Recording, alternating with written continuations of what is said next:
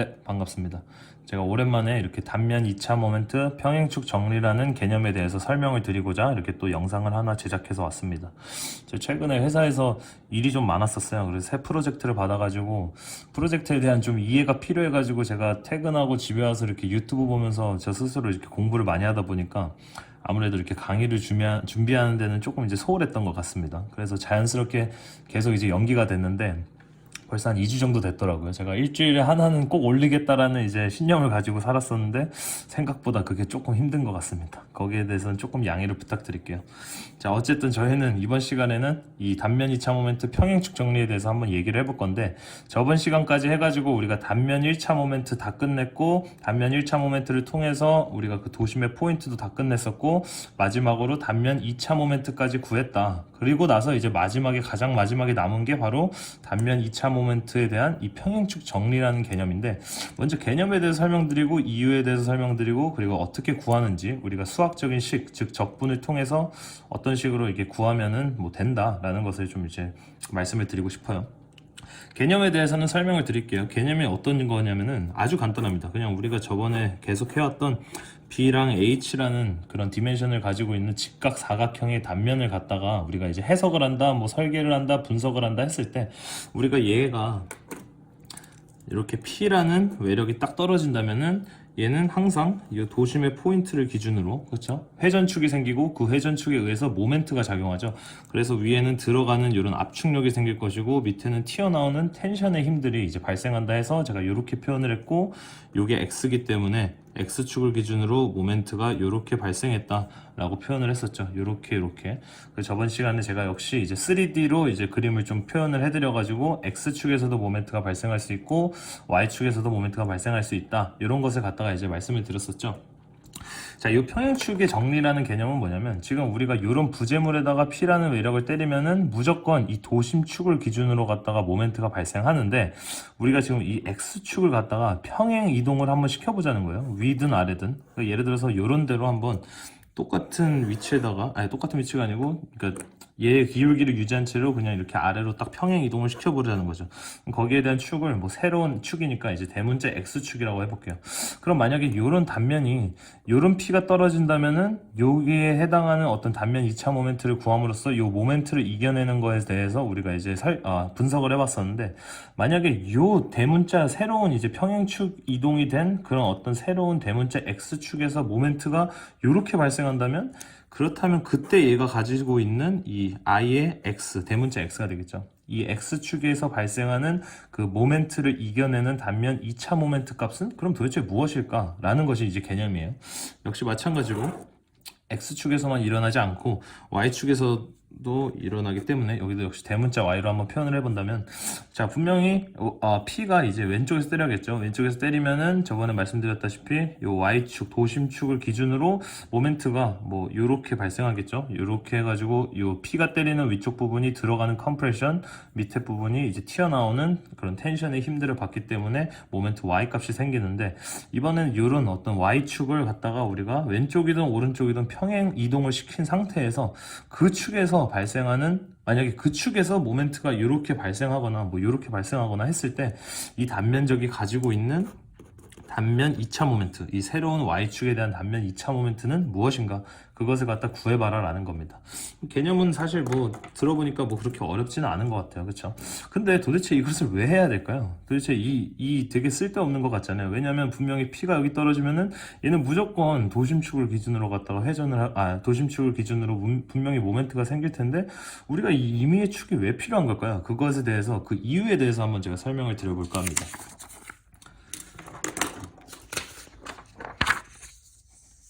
저번에 저희가 단면 1차 모멘트 하면서 단면 1차 모멘트 끝내고 나서 이제 도심의 포인트를 찾을 때 제가 몇 가지 단면들을 가져와 가지고 그 단면들의 어떤 도심의 포인트를 찾을 때 이제 테이블을 만들어 가면서 이제 풀어봤었는데, 그 뭐 여러 가지 단면들은 다 일단 생각하지 마시고요. 그 중에 제가 채널이라는 그런 단면을 하나 가져왔었어요. 채널은 뭐냐면 이렇게 C자 같이 생긴 애를 이제 채널이라고 합니다. 이렇게 생긴 애가 이제 저번 시간에 배웠으니까, 이렇게 생긴 애는 이제 도심의 포인트가 요쯤 이제 있을 거라는 사실을 우리가 저번에 배웠죠. 그러니까 만약에 P라는 외력이 이렇게 딱 떨어진다면 얘는 요 X축을 기준으로 갖다가 모멘트를 이렇게 받을 거란 말이죠. 그렇죠? 근데 우리가 그 도심의 포인트 찾기 전에 이 어떤 뭐라 했죠? 이거를 우리가 합성 단면이라고 표현했는데, 합성 단면이 무엇이었냐면은 이 어떤 세 가지 직각 사각형이나 혹은 뭐 여러 가지 이제 사각형들이나 뭐 삼각형, 동그라미, 원형 이런 것들로 가지고 이제 단면을 이렇게 하나 합쳤더니 전체를 이제 우리가 합성 단면이라고 이렇게 표현한다고 말씀을 드렸었죠. 그래서 도심을 찾기 이전에 가장 먼저 이 합성 단면을 우리가 가장 쉽게 도심의 포인트를 찾을 수 있는 그런 뭐 직사각형이라든지 뭐 원형이라든지 이런 부재들로 먼저 이렇게 나누는 그런 연습을 좀 해야 된다고 제가 말씀을 드렸죠. 그래서 이 위에 있는 요 직각 사각형이 가지고 있는 도심의 포인트는 여기가 될 것이고, 얘는 지금 뭐 위와 아래가 역시 대칭을 이루고 있으니까 얘와 지금 이 전체적인 합성 단면이 가지고 있는 도심의 포인트와 같은 도심축에 위치를 하게 되겠죠. 그리고 얘도 역시 얘와 지금 똑같이 아래로 한 이 정도의 이제 도심의 포인트가 위치할 거란 말이죠. 자, 근데 제가 아까 뭐라 했죠? 자, 이렇게 우리가 임의의 축 X축이나 Y축을 갖다가 그렸을 때 거기에서 발생하는 모멘트를 이겨내는 단면 2차 모멘트를 구해라 라는 것이 평행축 정리라고 했었죠. 자, 그렇다는 말은 지금 무엇이냐면, 여기서 한번 우리가 요 위에 있는 직각 사각형을 한번 따져보자는 거예요. 자, 여기서 지금 P가 때리면 어떻게 발생한다 했냐면, 모멘트가 위에는 다 이렇게 컴프레션의 힘을 받을 것이고 밑에는 다 텐션의 힘을 받을 거란 말이죠. 그러니까 아까 같은 경우였으면은 그냥 이 부재만 딸랑 하나 딱 있다면은 이 부재를 반띵해가지고 위에는 컴프레션이고 밑에가 텐션이 작용했을 텐데, 지금 같은 경우는 어떠냐면 얘는 위에 있기 때문에 전체적으로 모멘트가 이렇게 발생하면은 전체적으로 컴프레션의 힘만 얘가 이제 받을 거란 말이죠. 그래서 그 컴프레션 힘에 대해서 우리가 이제 단면 2차 모멘트를 구해서 어떻게 그 모멘트를 이겨낼 수 있는가, 이런 거를 갖다가 이제 설계를 해야 된다고 하는 거죠. 역시 밑에 마찬가지로 얘와 이제 같은 힘이 떨어지겠죠. 왜냐면 이제 떨어져 있는 그 수직 거리가 같기 때문에 같은 모멘트가 발생할 거지만, 얘는 지금 이렇게 돌아가니까 텐션의 컴프레션의 모든 그 모멘트 값을 받아낼 것이고, 얘는 이렇게 튀어나오는 컴프레션의 모든 모멘트 값을 받아내는 단면 2차 모멘트가 필요하다는 거죠. 그래서 우리가 평행축 정리를 통해서 새로운 임의의 축 X다, Y다 라는 것을 바로 이런 합성 단면을 통해서 이런 새로운 합성 단면이 가지고 있는 새로운 도심축에서 모멘트가 생긴다면은 이 기존에 얘가 가지고 있던 얘 자체적으로 가지고 있던 그 단면 2차 모멘트가 아닌 새로운 2차 모멘트의 개념이 적용이 될 수 있겠구나 라는 것이 이제 바로 평행축 정리가 존재하는 그 이유가 되겠습니다. 자, 그렇다면 이제 마지막으로 우리가 구하는 방법에 대해서 한번 얘기를 해볼게요. 지금 같은 상황에서 제가 이 직각 사각형만을 조금 이제 확대를 해가지고 여기다 한번 표현을 해볼게요. 그러면은 뭐 대충 이렇게 이제 있다고 해보고, 얘가 지금 도심의 포인트가 여기일 거란 말이죠. 그쵸? 거기다가 지금 우리가 이런 어떤 새로운 X축이라는 것이 이제 생겼죠. 이 X축이라는 것은 바로 무엇이었냐면은 요 점이 아니죠. 자, 어쨌든 요거는 없애고요. 죄송합니다. 자, 요 축이라는 것은 뭐였냐면 새로운 합성 단면의 도심을 지나는 그 도심축이고, 우리가 이 회전축을 갖다가 모멘트가 적용이 된다는 사실이었죠. 그래서 그 모멘트를 이겨내는 단면 2차 모멘트를 구한다면은 그것이 바로 평행축 정리를 잘 이용해서 단면 2차 모멘트를 구해낸 그런 것이 된다라는 거였죠. 자, 역시 마찬가지로 얘만 딱 따로 보니까 얘한테서 만약에 힘이 딱 작용하거나 얘 자체에서만 발생하는 단면 2차 모멘트는 항상 이 도심의 포인트를 기준으로서 X든 Y든 이렇게 존재한다고 했었죠. 자, 기준을 뚫고 들어가니까 얘를 한번 small xc라고 한번 표현을 해보고, 기준을 뚫고 가니까 small yc라고 해볼게요. 기준이라는 것은 이제 c가 센트로이드거든요. 이 센트로이드라는 것은 도심의 포인트인데, 도심의 포인트를 지나는 X축, 도심의 포인트를 지나는 Y축 해서 yc, xc 이렇게 이제 표현을 했었고요. 자, 저번에 이제 어떻게 했는지 이제 다 아실 텐데, 이런 어떤 미소의 면적 DA 같은 어떤 이런 자그마한 사각형을 갖다가 이제 전체 면적을 우리가 다 적분을 해 나가는 거였죠. 자, 여기서 이 X축에 대해서 우리가 만약에 모멘트가 발생했다 하면은 뭐 P가 위에서 떨어졌겠죠. 그럼 이렇게 이제 들어간다는 건데, 거기에 해당하는 우리가 Y 값을 이렇게 스몰 Y 값으로 표현을 했었죠. 그래가지고 얘가 가지고 있는 2차 모멘트 값은 이제 X의 C축을 기준으로서 발생한 단면 2차 모멘트니까 적분에다가 이 y에 얘가 위에도 있을 수 있고 아래도 있을 수 있으니까 그 모든 합들이 0이 되지 않게 단면 1차 모멘트가 이 도심축을 기준으로는 0이었잖아요. 그런 상황이 발생하지 않게 하기 위해서 이것을 제곱해 준 다음에 dA로서 이렇게 적분을 한다라는 것이었죠. 자, 근데 이번에는 요것은 얘에 대한 그런 자체적인 단면 2차 모멘트였는데, 만약에 이런 새로운 축이 이제 존재한다고 했을 때는 어떤 식으로 이제 적용이 될 수 있느냐 이런 거죠. 자, 우리가 단면 1차 모멘트 맨 처음 했을 때 축을 요 밑에 하나 그리고 옆에 이렇게 하나 이렇게 그렸어가지고 여기 떨어져 있는 y 값을 이렇게 표현하고 또 뭐 여기 떨어져 있는 dA 값에 대한 y 값을 이렇게 엄청나게 많은 y 값과 엄청나게 많은 그 미소 면적들이 있었는데, 그 전체를 갖다가 다 이제 싹 다 뭐 다 이제 곱해가지고, 그러니까 면적과 이 떨어져 있는 다양한 y 값들을 다 곱한 다음에 다 더한 다음에 전체적인 a로 나누면은 이제 y의 평균값이 된다고 했죠. 그 y의 평균값이 바로 무엇이었냐면은 이 우리가 임의적으로 그렸던 이 축에서부터 이 실질적으로 이 단면이 가지고 있는 이 도심의 포인트까지를 우리가 이제 y 바로서 y의 평균값들이다. 이 무수히 많은 y 값들의 평균값을 갖다가 y의 바값이라고 이제 표현을 해서 나타낼 수 있었다는 말이죠. 그 1차 모멘트에서 우리가 배웠던 개념이 역시 이 평행축 정리에서도 똑같이 적용이 된다는 게 핵심이 될 것 같아요. 자, 근데 이제 이렇게 나타냈는데, 그러면은 우리가 이 x축을 기준으로 갖다가 이렇게 뭐 간단하게 y 제곱이다 이런 이제 간단한 식으로 만들기 위해서는 이 전체적인 이 x축에서부터 이 DA까지 떨어져 있는 이 전체 길이를 갖다가 우리가 대문자 y로서 이렇게 한번 표현을 해보자는 거죠. 너무 크게 썼나요? 자, 그렇다면은 제가 종이를 하나 더 가지고 있습니다. 그러면은 이제 식을 만들 건데, 우리가 이번에는 i에 대한 x값, 근데 즉 이제 새로 우리가 그린 이 대문자 x축에서 발생하는 단면 2차 모멘트를 구할 거니까 i의 대문자 x값으로서 표현을 할 수 있고, 얘는 어떻게 하냐면 적분에다가 지금 얘를 보시면 알겠지만 이 도심에서 떨어져 있는 미소 면적까지 거리 y 값을 제곱해주고 da로서 적분을 했었죠. 역시 마찬가지입니다. 얘도 이 x축에서 떨어져 있는 이 da까지의 거리가 이번엔 대문자 y가 되는 거죠. 그러니까 여기가 대문자 y의 제곱을 역시 똑같은 미소의 면적 da로 갖다가 전체 면적이 될 때까지 적분을 해보자 라는 것이었죠. 자, 근데 우리가 이 대문자 y라는 것을 방금 이렇게 두 가지 y로서 구분을 지었단 말이죠. 그러니까 하나는 얘 자체적으로 가지고 있는 도심의 도심축에서부터 떨어져 있는 y 값이었고, 하나는 이 전체적인 합성 단면이 가지고 있는 도심축에서부터 이 자체가 가지고 있는 도심까지의 그 y의 평균값, 그렇죠?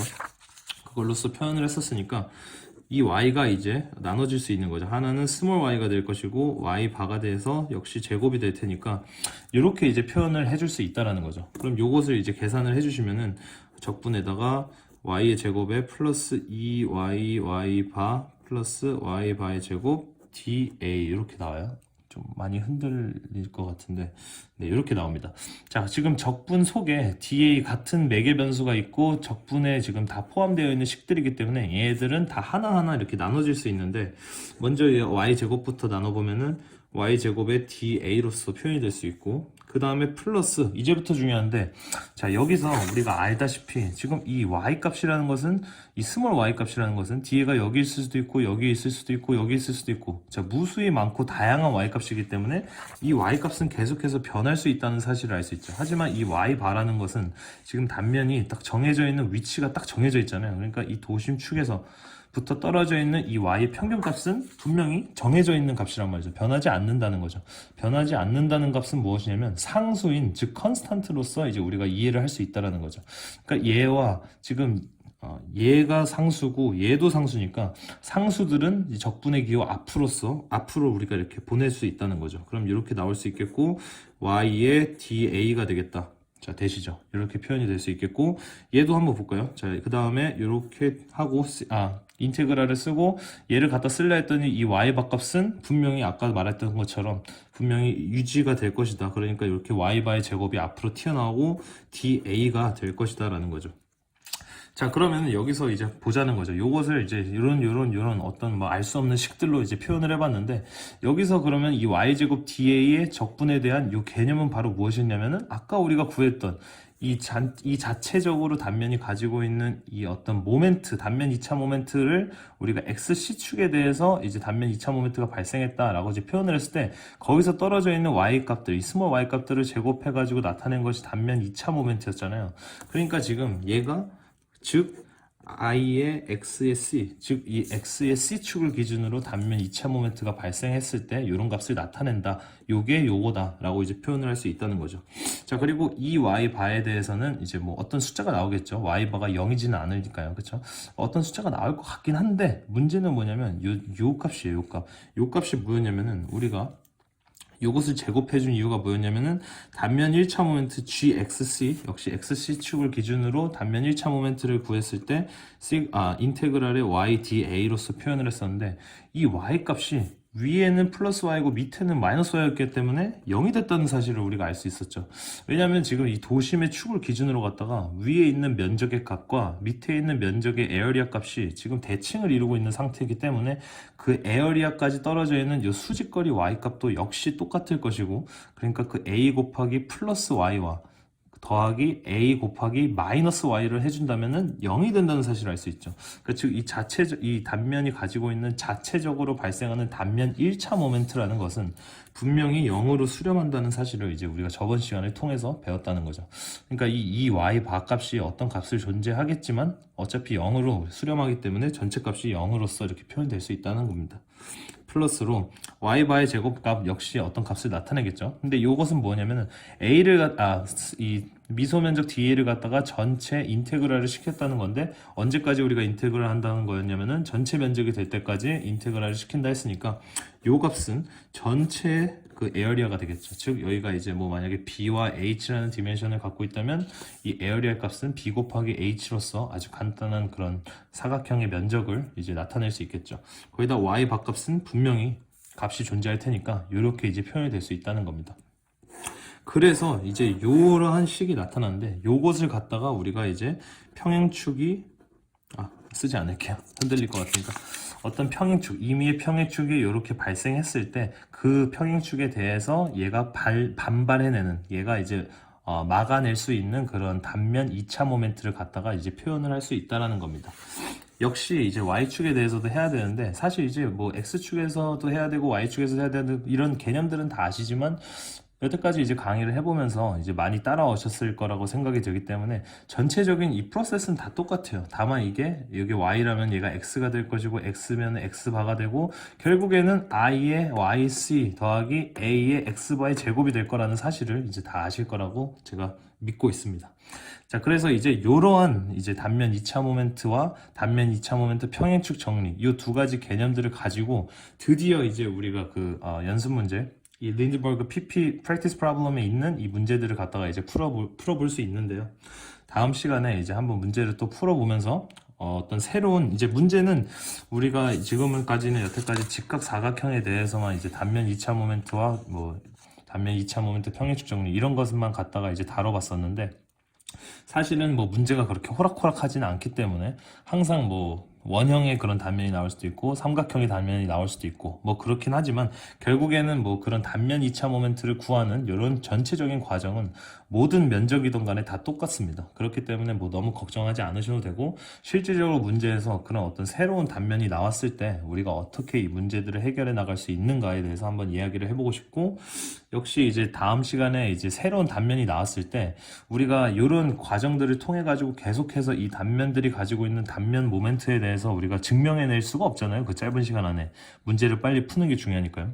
그래서 우리가 이제 그 핸드북을 보시면은 제가 핸드북 몇 쪽에 있는지는 제가 찾아보지 못했는데, 어쨌든 다음 시간에 이제 문제를 풀 때는 제가 핸드북을 프린트를 해서 오겠습니다. 그래서 이제 핸드북에 써 있는, 이미 핸드북에서 어떤 특정한 임의의 축들이 다 정해져 있습니다. 그래서 뭐 예를 들어서 뭐 직각사각형이 이렇게 있는데 뭐요 가운데를 뚫고 가는 요런 축에 요런 회전축에 의해서 모멘트가 발생했을 때 얘가 갖고 있는 단면 2차 모멘트는 12분의 bh 세제곱이 될 것이고 뭐 요런 축에 대해서는 어떤 값을 나타낼 것이고 요런 축에 대해서는 또 어떤 값을 나타낼 것이고 요런 것에 대해서 이미 다 핸드북에 정리가 되어 있으니까요. 거기에 이제 표를 보면서 한번 어떤 식으로 이제 새로운 단면에 대한 단면 2차 모멘트, 새로운 합성 단면이 되겠죠. 새로운 합성 단면에 대한 그 단면 2차 모멘트를 구할 수 있는지 다음 시간에 한번 다시 문제풀이를 통해서 한번 진행해 보도록 하겠습니다. 감사합니다.